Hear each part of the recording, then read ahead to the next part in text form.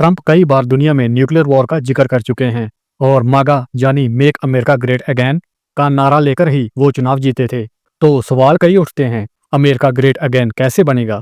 क्या इसके लिए ट्रंप के कुछ प्लान हैं? ट्रंप टैरिफ के जरिए अमेरिका दूसरे देशों से पैसा छापेगा, ड्रिल बेबी ड्रिल यानी अमेरिका से क्रूड ऑयल निकालेंगे और भारत जैसे देशों को रशिया से पीछे हटाकर उन्हें अपना क्रूड ऑयल और हथियार बेचेंगे। फिर उसी क्रूड ऑयल को रिफाइन करके भारत और चीन पूरी दुनिया में बेचेंगे। हो सकता है कि कल को अमेरिका अपने इसी ऑयल के जरिए कोई ऐसी स्कीम लॉन्च कर दे और ऑयल पर भारी टैक्स जैसा कुछ लगा दे, या फिर मागा के लिए प्लान बी, जैसे कि अमेरिका पहले सुपर पावर बना था वर्ल्ड वॉर 2 के बाद, जब प्लान ए फेल हो जाए तो प्लान बी लॉन्च कर दो। शायद इसीलिए ट्रंप बार बार वर्ल्ड वॉर का नाम लेते हैं। और अब तो हद ही हो गई, ओसामा 2.0 को अमेरिका में बुलाकर पूरी दुनिया को न्यूक्लियर धमकियां तक दे डाली। क्या ये सब अमेरिका के प्लान का हिस्सा है?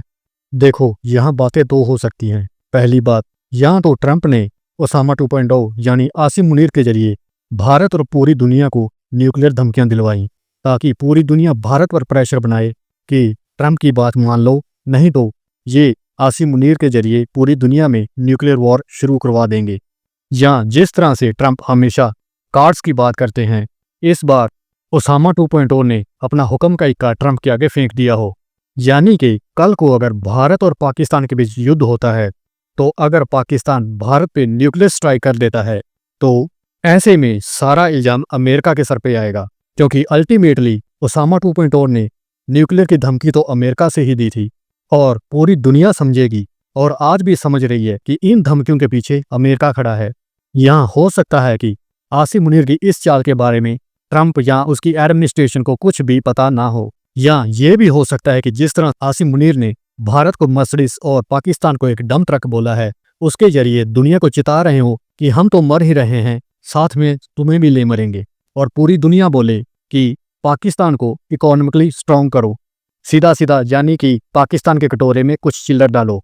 एक बात और भी हो सकती है कि जिस तरह से भारत पूरी तरह से पाकिस्तान को लेकर अग्रेसिव है, कभी भी ऑपरेशन सिंदूर 2.0 लॉन्च किया जा सकता है। तो यहाँ इस धमकी के जरिए ओसामा 2.0 भारत को चिता रहे हो कि देखो, इस बार हमारे साथ चाइना नहीं बल्कि अमेरिका खड़ा है। और अब तो ओसामा 2.0 के साथ साथ बिलावल भुट्टो भी भारत को धमकियां दे रहे हैं कि वो इंडस रिवर पर डैम नहीं बनने देंगे।